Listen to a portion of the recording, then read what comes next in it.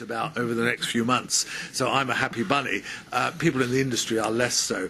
Now, there is some short-term good news. In particular, the 1,300 new trains.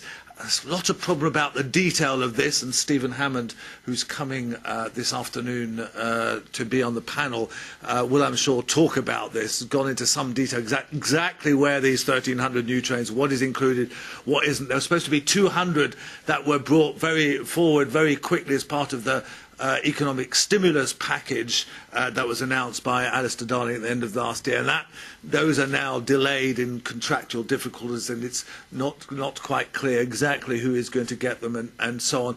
But nevertheless, there are, as Chris said, there is a relatively new fleet. There are some new trains coming along. But we're worried, and I will return to this in a minute. We are worried that basically the cutbacks will start feeding through into the rail industry, and that some of this promised investment will not materialise. I'm told not to talk about London too much because Peter had talked about London, but he didn't fortunately talk much about the detailed investment plans. Now, there is a fantastic focus on London, and people in the provinces sometimes do feel hard done by the fact that there isn't so much investment out of London. But as Peter pointed out, a vast number of rail journeys take place in London, so it is not surprising that a lot of the major schemes are in London. The Thameslink project is well underway now.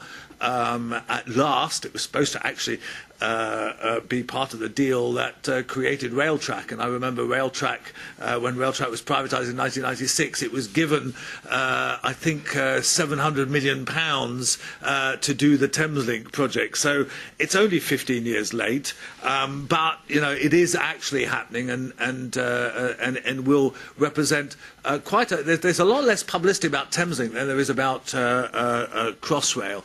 But it is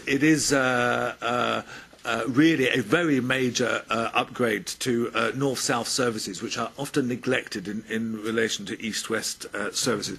There's the East London line, bringing the tube to new places. And I think this is a very interesting phenomenon because I live on the North London line. I actually live on the Gospel Barking line, which Peter mentioned. I'm afraid that sometimes I didn't pay my fare on it because you couldn't pay your fare on it, because there was nobody to pay your fare to, absolutely, at either end.